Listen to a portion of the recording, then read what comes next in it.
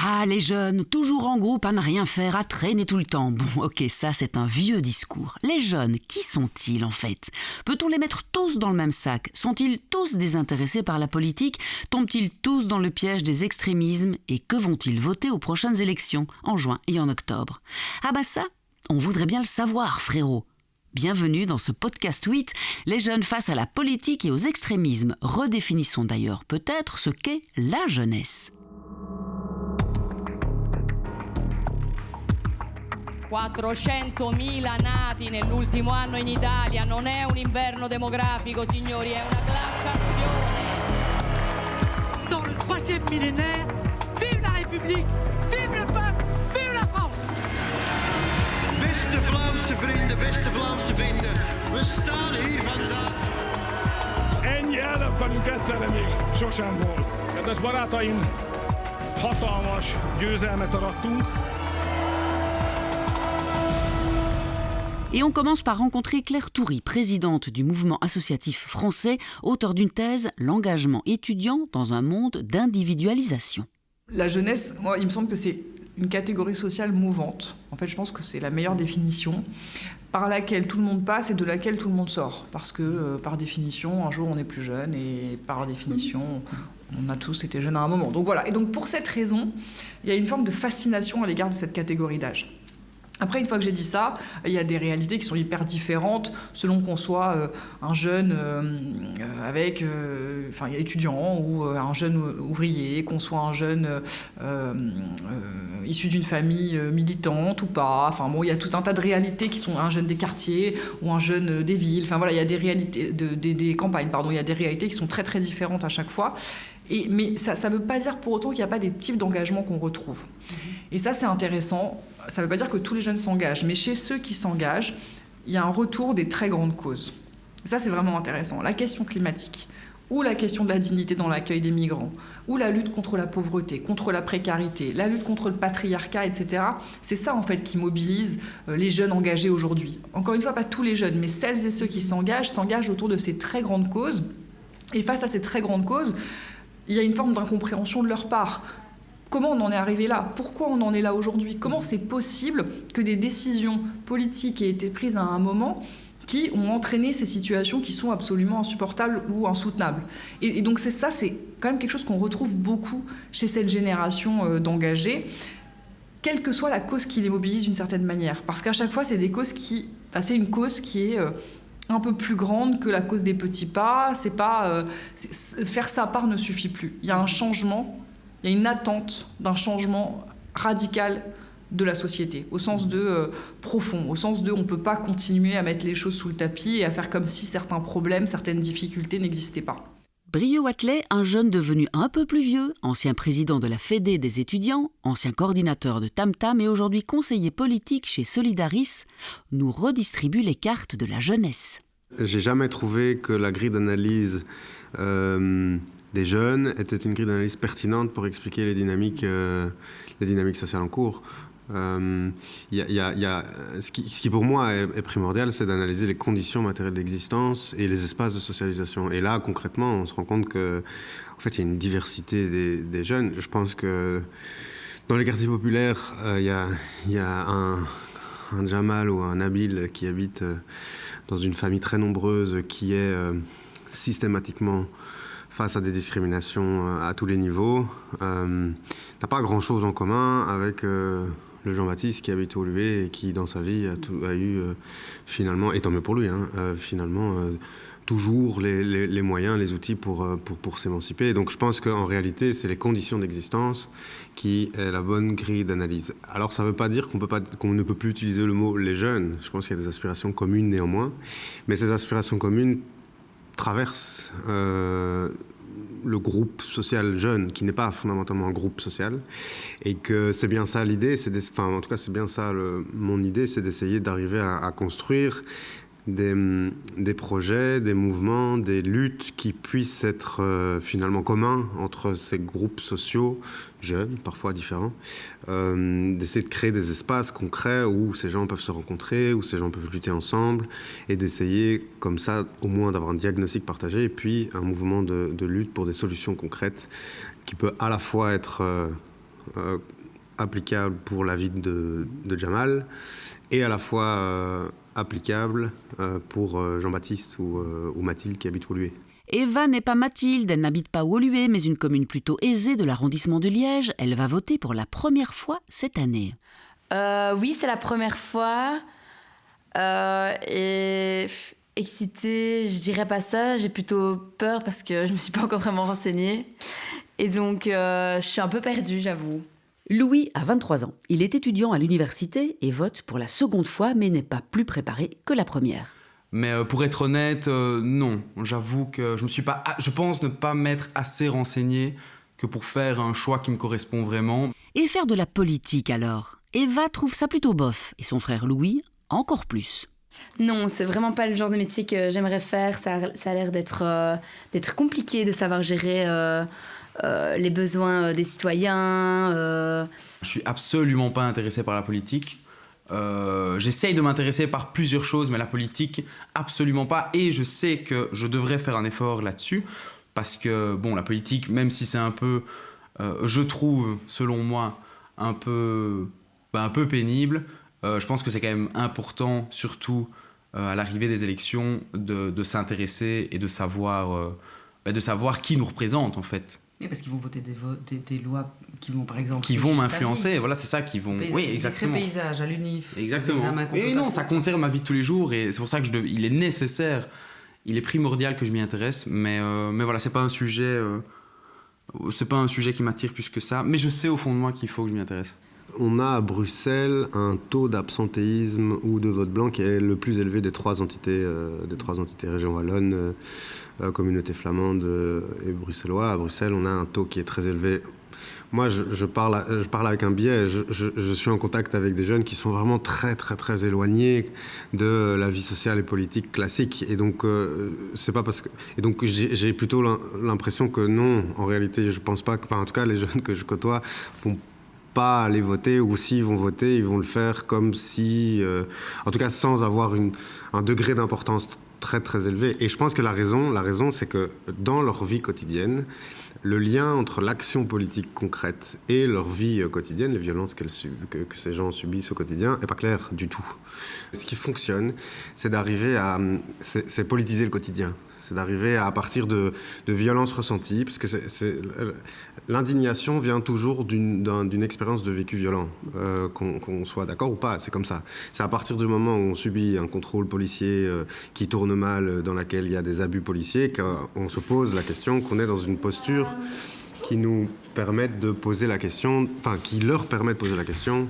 Est-ce que c'est juste ou pas juste ce que je viens de vivre ? Pourquoi c'est injuste, etc. Donc prendre des éléments du quotidien et les raccrocher à des logiques plus politiques, je crois que ça fonctionne.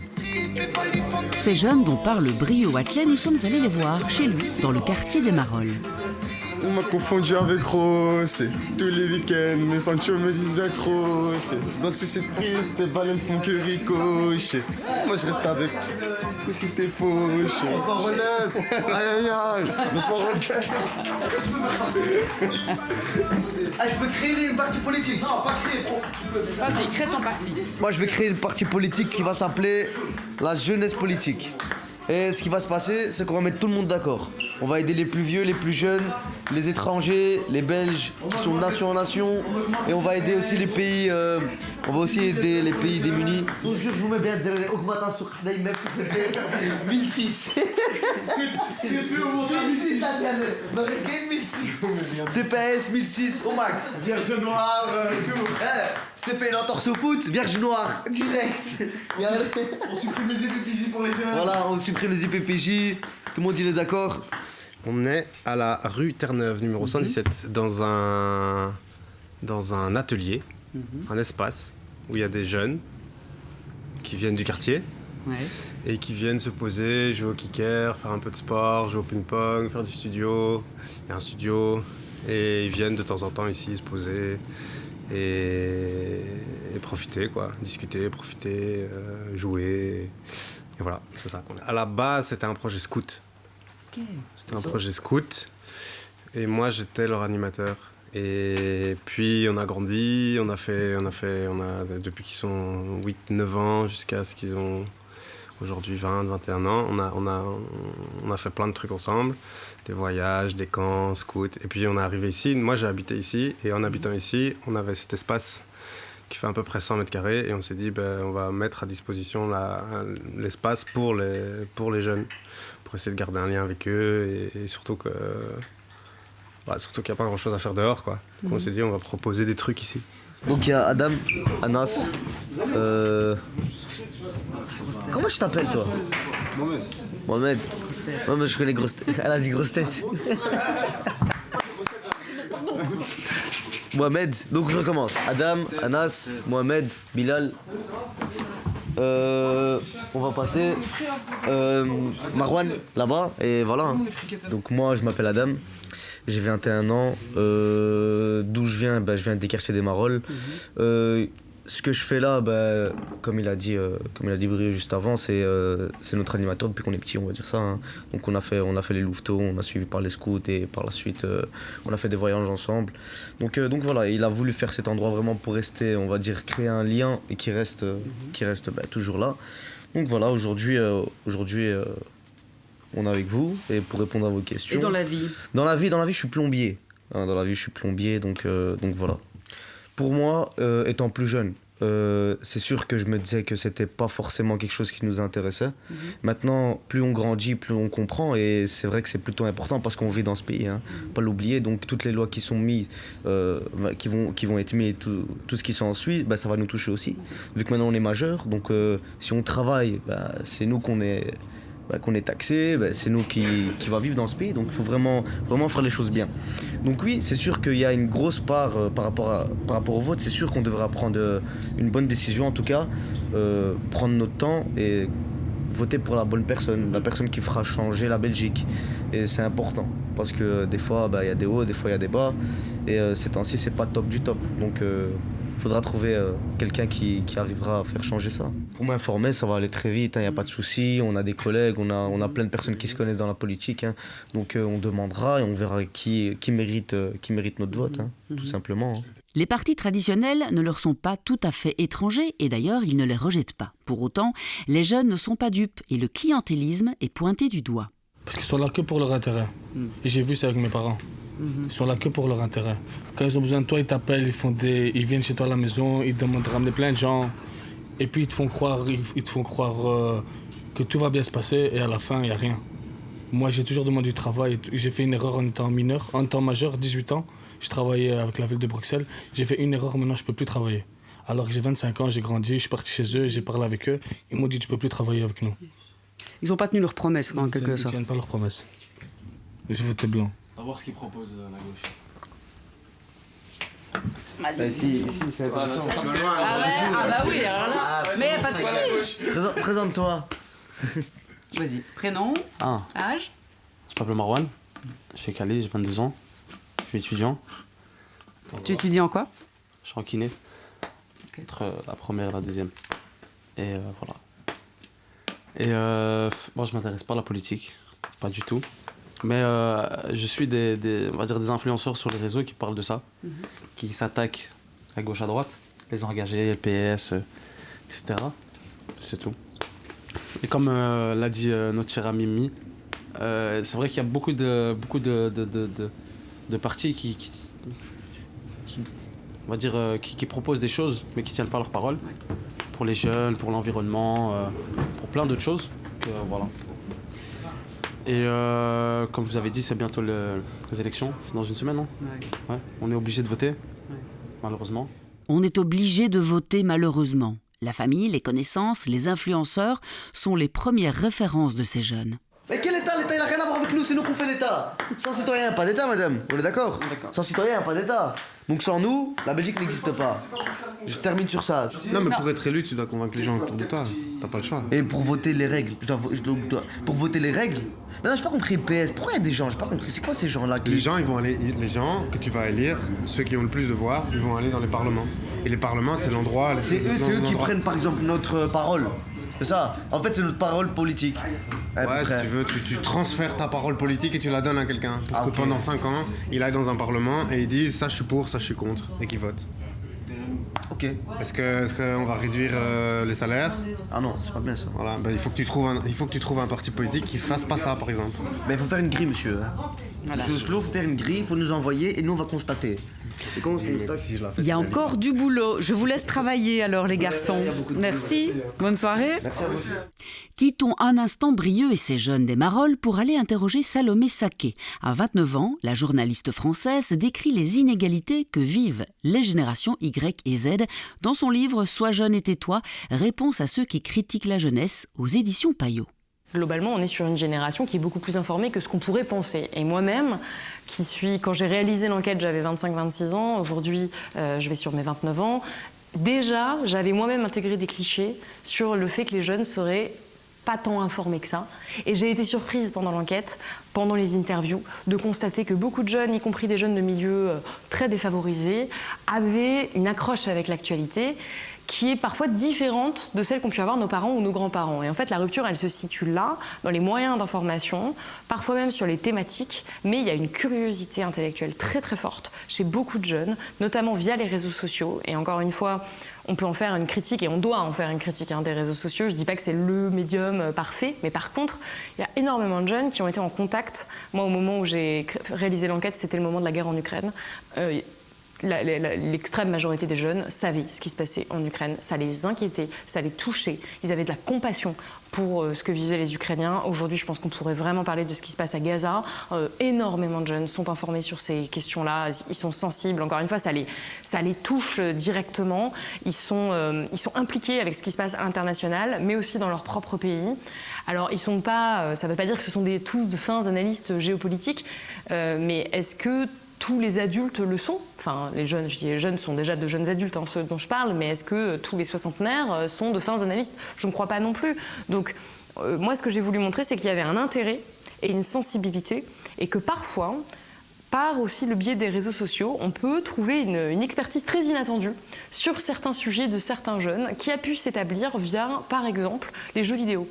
Parce que quand on joue aux jeux vidéo, pour certains d'entre eux, eh bien, on joue avec des personnes qui sont à Hong Kong, qui sont à l'autre bout du monde. Et donc, quand il se passe quelque chose là-bas, eh bien, ça nous touche aussi. Une des particularités de la jeunesse. Sarah Jaunet, directrice d'Imagine Coop, la coopérative du magazine belge Imagine demain le monde. C'est d'avoir, peut-être qu'on ne se rend pas compte à cet âge-là, ou pas de façon concrète, mais d'avoir énormément de temps libre, en fait, d'avoir cette disponibilité d'esprit que plus tard on a moins, ou en tout cas où on doit y accorder une vigilance supplémentaire pour garder du temps libre et une capacité de penser. Donc moi je suis convaincue que les jeunes, dans leurs différentes réalités, ils peuvent choisir aussi leur temps de cerveau disponible. Alors la question c'est, est-ce que tu passes ton temps de cerveau disponible sur un écran de 10 cm qui te renvoie à plein de réalités très chouettes, mais au final tu as un peu mal au cervical à la fin, ou alors est-ce que tu vas respirer plus large aussi dans le papier mais à l'extérieur, et que tu choisis l'information là où elle est, c'est-à-dire sur le terrain, dans la rencontre avec les gens, et de voir la diversité de points de vue. Donc moi je suis sûre que être jeune c'est aussi mettre son temps là où on trouve ça important, et peut-être que s'informer c'est important. On a beaucoup d'informations, mais maintenant plus sur justement les partis extrêmes. Donc on nous offre plus, on nous montre plus le mauvais côté des partis que le bon côté. Du coup, on tend plus à descendre l'autre parti, donc opposé. Donc je vais voir plus des côtés négatifs sur chaque parti que des bons côtés. Donc je vais plus voter contre un parti que pour. Et donc c'est un peu ça le problème. Donc je vais voter un peu par dépit pour un parti qui oppose celui qui, je trouve, est le plus extrême et le plus dangereux. Donc oui, je vais plutôt voter contre un parti que pour. Mais quelle est donc la principale préoccupation des jeunes? Eh bien, eux-mêmes, la jeunesse. La jeunesse, je pense pour beaucoup de quartiers, ce qui touche le plus, c'est la jeunesse. Donc, bouger pour les jeunes, et après aussi pour les personnes, bouger pour nos parents, par exemple. Qui sont, non, mais la retraite, et puis nos parents qui viennent d'autres pays, avoir beaucoup plus d'aide, même pour les jeunes qui travaillent. On a déjà beaucoup d'aide. Non, je trouve qu'ils aident beaucoup nos parents, enfin les personnes qui viennent d'autres pays. Ils les aident beaucoup avec les allocations familiales, tout ça, ils les aident beaucoup. C'est pas chômage, tout, ils nous aident bien.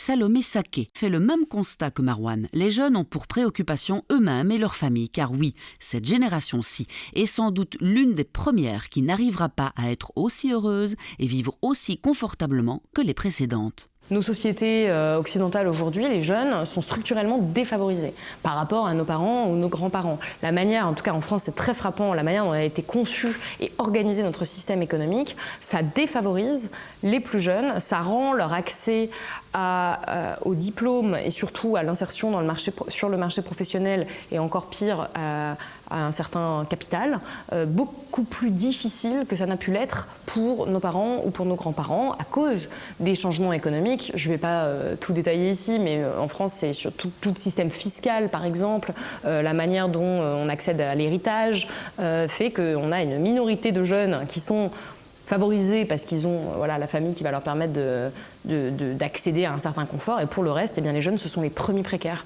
Ce sont les premiers exposés à la précarité alimentaire, à la précarité du logement. Ce sont des phénomènes qui grandissent. Ce sont les premiers à occuper aussi des emplois précaires. Mais y a-t-il un engouement ou un rejet de la chose politique ? Ont-ils une conscience démocratique ? Briot-Wathelet. Je sens clairement qu'il y a une conscience politique qui est présente. La question, c'est de savoir évidemment sur quelles causes elles s'expriment. Et c'est là où on voit une grande différence. Par exemple, dans les quartiers, la cause palestinienne est un vecteur de politisation qui est impressionnant et de mobilisation qui est impressionnant. Il n'y a pas, moi je ne connais pas un jeune qui ne se soit pas mobilisé pour cette cause palestinienne en allant manifester presque tous les jours à Bruxelles.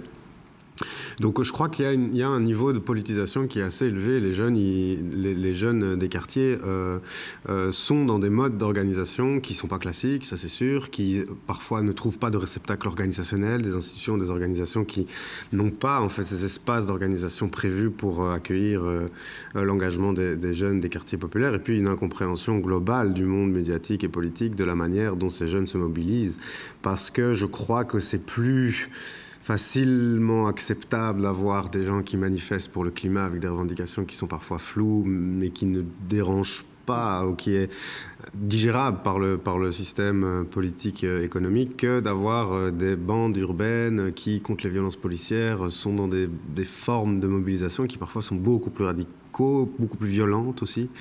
Et donc, il y a le point de vue qu'on donne sur les mouvements sociaux est complètement tributaire de la personne qui fait cette observation. Je ne vais pas, moi, qui suis privilégié, qui suis blanc de surcroît et qui ai beaucoup de privilèges, analyser la même manière un mouvement dans les quartiers populaires avec des gens qui n'ont pas les mêmes codes sociaux que moi, que je vais analyser un mouvement climatique, même activiste, de désobéissance civile, largement composé par des gens qui ont un capital culturel, social et économique très élevé. Et forcément que je vais être attiré, mon regard va être attiré beaucoup plus vers les mouvements qui me ressemblent. Et du coup, mon jugement sur ces mouvements sociaux va être différent. Et de manière globale, au niveau médiatique et sociétal, on voit très clairement qu'il y a des différences, des inégalités de traitement dans ces mouvements qui sont importants. Ce qu'il faut leur dire pour qu'ils aillent voter, Jean-Pascal Labille, secrétaire général de Solidaris, c'est qu'ils ont la possibilité de s'impliquer dans des combats pour faire changer la société. Alors, ils pourraient se dire, oui, mais on voit bien que tous ces combats ne mènent à rien, que quelque part le système est trop puissant, le système ne change pas. Il ne faut jamais perdre espoir.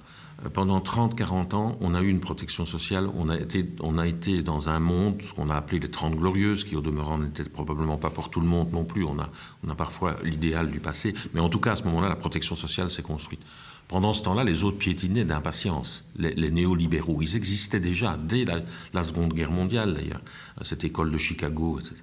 Et donc, il faut retrouver aussi la formule du temps long dans la société dans laquelle on est. Je sais qu'il y a urgence sur le plan environnemental, que peut-être les jeunes veulent aller plus vite, mais c'est leur permettre, leur créer les espaces pour qu'ils puissent s'impliquer. Et là, par exemple, des outils comme la démocratie narrative, c'est-à-dire les écouter surtout, se raconter et les écouter pour qu'ils expliquent leurs difficultés et les insérer dans le processus décisionnel. Donc là, c'est la démocratie délibérative, leur permettre à un moment donné de pouvoir accéder à des mécanismes, par exemple d'élaboration d'une loi ou d'assemblée citoyenne, etc. Jean-Pascal Laby voudrait leur adresser un message aux jeunes, un message d'espoir, quand Bruno Coleman, lui, économiste, préconise aussi de les écouter. Je pense qu'il y a deux choses à dire. La première, c'est qu'on devrait d'abord les écouter et leur dire qu'on va les écouter. Parce qu'on se souvient en 2019 qu'il y avait des mouvements d'étudiants qui allaient battre le pavé tous les jeudis. Il se fait que les hasards de la vie m'ont rapproché d'Adélaïde Charlier, qui était une des deux leaders. Ces gens n'ont pas du tout été écoutés. Et donc, il y a une frustration de leur part qui est tout à fait légitime. Et d'autre part, il y a d'autres primo-votants qui sont des personnes qui ont vécu le Covid. Et au sein desquels il y a un sentiment d'abandon par l'État. On se souvient de petites jeunes filles qui avaient été... qui en avaient infligé des amendes de plusieurs centaines d'euros. Enfin, tout ça, c'est la folie complète. Et donc, je pense que de la part de la jeunesse, il y a un mouvement militant qui a été finalement écarté. Il y a un mouvement de questionnement par rapport à l'État. Et en fait, les débats aujourd'hui politiques ne sont pas du tout audibles par la jeunesse. On ne parle jamais de la jeunesse, comme s'il y avait un trajet d'âge à devoir parcourir avec sang et sueur pour pouvoir être quelqu'un qui est écouté dans ce pays. Et donc, je pense qu'il y a un véritable problème d'écoute. Et c'est ça qu'on devrait leur dire, c'est de dire on va vous écouter. Salomé Saké, elle, propose les deux. Parler, écouter et puis épauler les jeunes, toutes générations confondues. On a besoin qu'aujourd'hui les jeunes soient épaulés par les plus âgés du point de vue économique, du point de vue écologique, parce que c'est vraiment encore une fois un des très gros enjeux, mais aussi du point de vue politique, et tout ça va de pair. Et on ne peut pas juste laisser la responsabilité de changer le monde aux plus jeunes, parce qu'aujourd'hui ça les terrifie. Et beaucoup d'entre eux ont l'impression que les personnes qui sont censées assurer leur avenir ne l'assurent pas du tout. Quel avenir leur montrer? Quel avenir nous montre-t-il? Un retour à l'ascétisme des jeunes est aussi possible.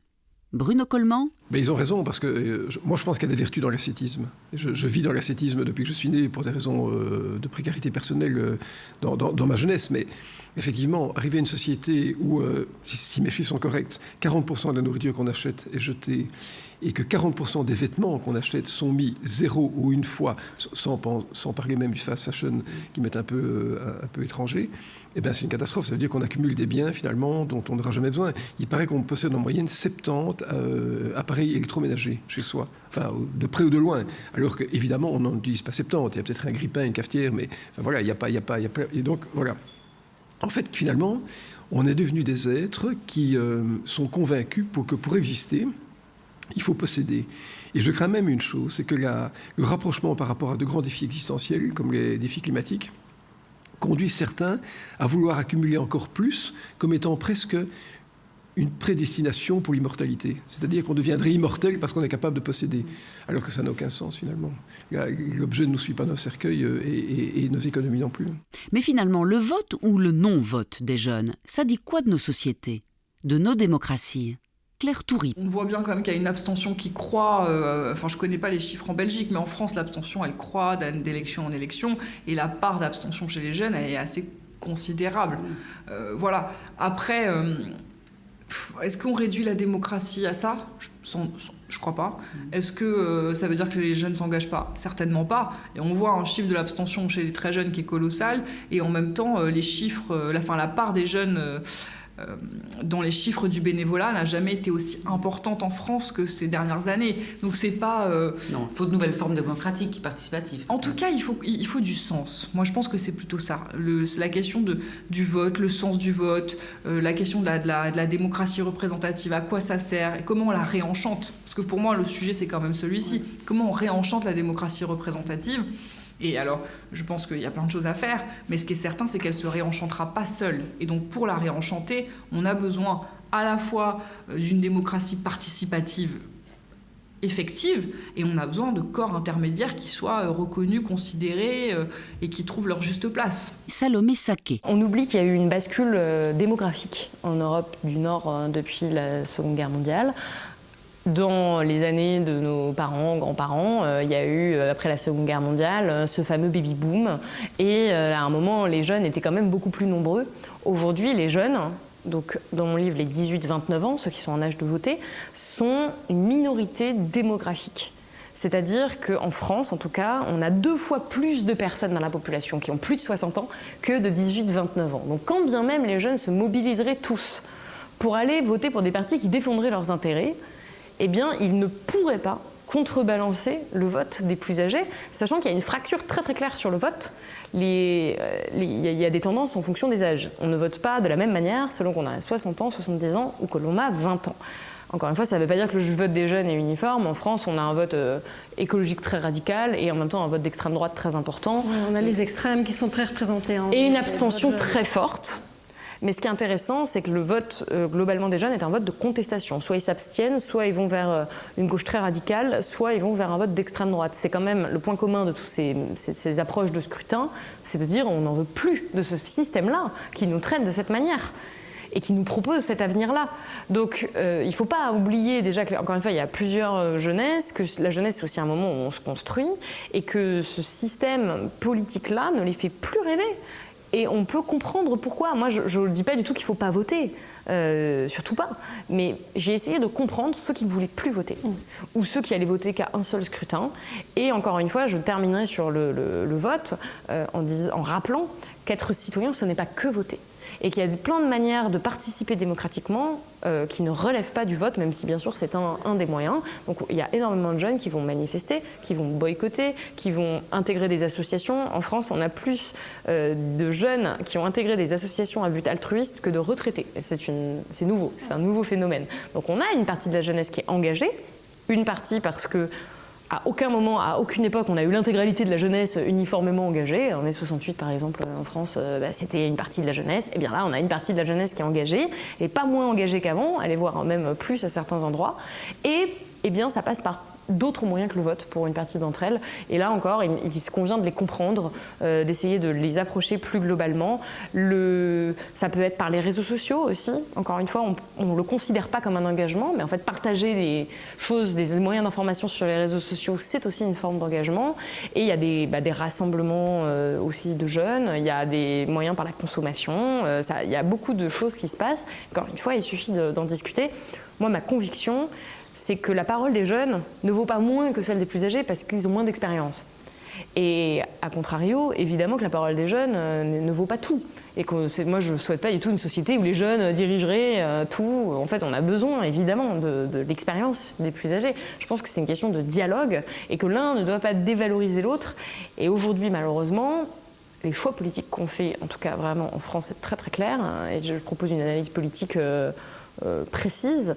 Les choix se font clairement par et pour une certaine classe d'âge et une certaine classe sociale aussi. Et on a besoin de gouverner aussi pour les intérêts de l'ensemble de la société et de prendre enfin en compte ce que demandent désespérément beaucoup de jeunes. Aimer désespérément nos démocraties et cultiver le réenchantement, c'est sans doute la clé, le flambeau à passer à nos jeunes générations. Sarah Jaunet et tous mes autres invités en ont été les témoins. Je crois qu'à un moment donné, ce qui est important, c'est de cultiver la joie là où on est, parce que si on n'a pas aussi cette motivation, cet enthousiasme à faire la différence au quotidien, en fait, on se laisse alourdir par une impuissance à agir. Et donc ça, c'est aussi un des marqueurs du Média Imagine, c'est vraiment de documenter autant les solutions que les problématiques. Donc ça, c'est très important. Et la deuxième chose, donc je ne sais pas si ça va jusqu'à réenchanter, de cultiver la joie, mais en tout cas, je pense que c'est un moteur qui participe aussi à aller dans la bonne direction. Et évidemment que les corps intermédiaires sont essentiels. La question, c'est toujours l'équilibre entre les différents pouvoirs, l'équilibre entre les différentes personnes, entre les différentes tendances. Là, j'invite chacun aussi, jeune ou pas jeune d'ailleurs, à aller voter, c'est la première chose, et à être aussi le moteur de la société qu'on a envie de voir advenir. La société, elle est métissée, elle est multiple, elle est variée. Ce qu'il faut, c'est des mécanismes aussi qui assurent de la cohésion sociale. Chacun a le droit de suivre son chemin et le chemin ne peut pas être nécessairement celui de l'autre.